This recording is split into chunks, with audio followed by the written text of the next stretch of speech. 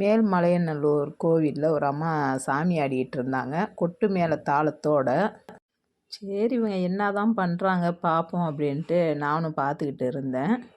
நிறைய பேர்த்துக்கு கோயிலுக்கு வரும்போது சாமி வர்றது நான் பார்த்துருக்கேன், சாமி ஆடி இருக்காங்க.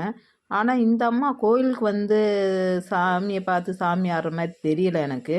ஏன்னா இவங்க ஒரு 4 பேர் இருக்காங்க. கொட்டை அடிக்கிறதுக்கு ஒருத்தவங்க, அந்த அம்மாவுக்கு கேள்வி கேட்குறதுக்கு ஒருத்தவங்கன்னு 4 பேர் சுற்றிலும் இருக்கிறாங்க. இந்த 4 பேரையும் வச்சு தான் இந்த அம்மா ஆடிக்கிட்டு இருக்காங்க. அங்கே பக்கத்துலேயே ஒரு பையன், ஒரு அம்மா, ஒரு பொண்ணுன்னு 3 பேர் அங்கே நின்றுட்டு இருந்தாங்க. இந்த அம்மா கொஞ்சம் நேரம் இப்படியே ஆடி ஆடி ஆடி லாஸ்ட்டு வந்துட்டு அந்த பொண்ணை இங்கே கூப்பிட ஆரம்பிச்சிட்டாங்க. அப்போ அந்த பொண்ணோட தம்பியா யாருன்னு தெரியல. அப்போ அந்த பையனும் இங்கே வா அப்படின்னு அந்த பொண்ணை கூப்பிட்டா. அப்படி அந்த பொண்ணு கிட்ட வந்துச்சு. வந்தோடனே இந்த அம்மா கொஞ்ச நேரம் அந்த பொண்ணுகிட்ட இப்படியே சாமி வந்து ஆடினாங்க.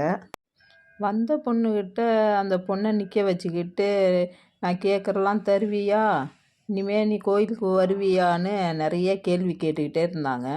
கேட்டு கேட்டு கொஞ்சம் நேரம் கழித்து பார்த்தா அந்த பொண்ணு முடிய ஒரு பிடிச்சு ஒரு ஆட்டினாங்க பாருங்க.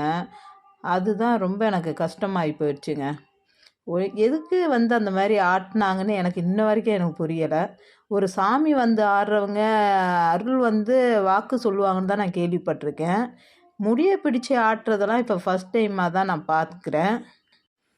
அந்த பொண்ணுக்கு நல்லா வலி எடுத்துருச்சு. அந்த பொண்ணு அப்படியே தலையில் கை வைக்க எடுக்கன்னு இப்படியே பண்ணிகிட்டு இருந்தது.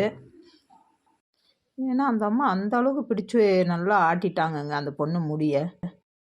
இந்த அம்மா சாமி வந்து ஆடினது எந்த அளவுக்கு உண்மைன்னு எனக்கு தெரியாது.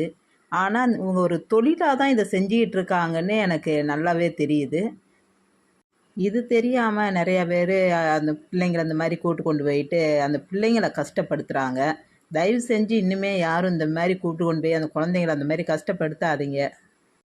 சாமி வந்து ஆடுறவங்க எல்லாருமே சாமி ஆயிட முடியாதுங்க. ஃபஸ்ட்டு இதை நீங்கள் எல்லோரும் புரிஞ்சுக்கணும். இதை புரிஞ்சுக்கிட்டிங்கனாலே இந்த மாதிரி தப்புங்கள்லாம் நடக்காது.